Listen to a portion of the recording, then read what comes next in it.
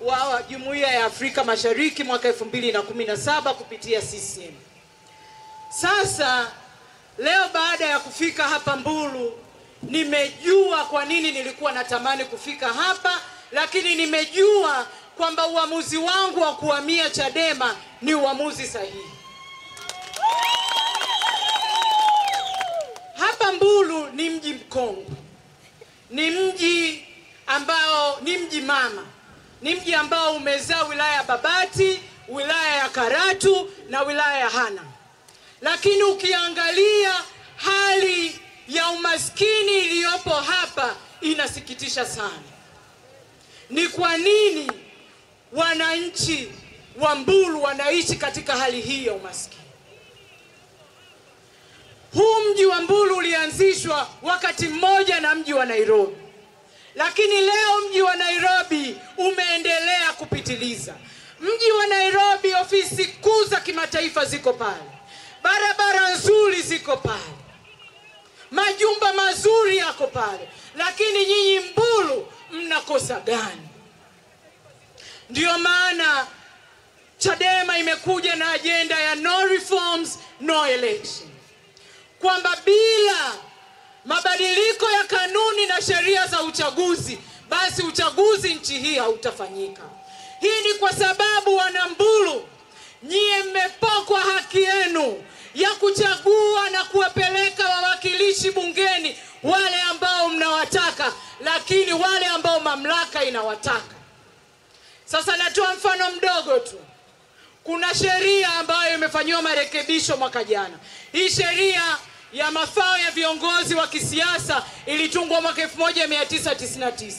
Hii sheria ilipotungwa, mjane wa rais mstaafu alikuwepo analipwa mshahara 20% ya rais aliyoko madarakani. Kwa mfano, mjane wa Mwalimu Nyerere sasa hivi Rais Samia labda kwa mfano analipwa milioni 40. Mjane wa Mwalimu Nyerere kwa sheria wakati inatungwa angekuwepo analipwa milioni 8. Sheria ikaendelea kufanyiwa marekebisho, ikapandishwa mpaka mjane huyo akawa analipwa 40%.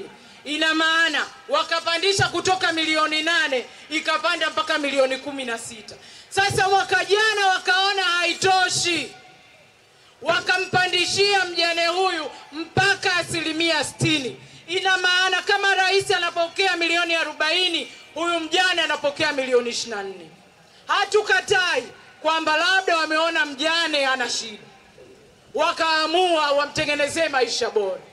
Lakini nyinyi wananchi wa Mbulu ambao mji huu ni mkongwe kupita miji mingine mingi, nyie marekebisho ya sera na sheria kuhusu mji huu uko wapi? Sheria ziko wapi?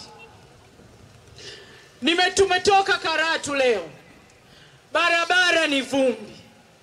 Nyie watu wa Mbulu ni watu watendaji, ni watu wakulima wazuri sana, lakini mnalima, mazao yenu yanaishia wapi kama barabara ni mbovu? Mnapata hasara kubwa. Bado mji wenu unaendelea kuwa maskini. Hali ya afya ni duni.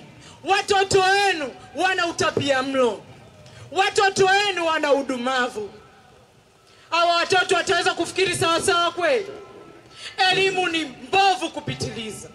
Wananchi wa Mbulu, ninaomba niwaambie kwamba watawala wanawapeleka wawakilishi bungeni kwa ajili ya matumbo yao na familia yao. Sasa ninaomba muunge mkono Chadema na muunge mkono ajenda hii ya no reforms, no election. Nikisema no reforms, semeni no election. No reforms, no reforms. Asanteni sana wana Mbulu kwa kunisikiliza. Asante.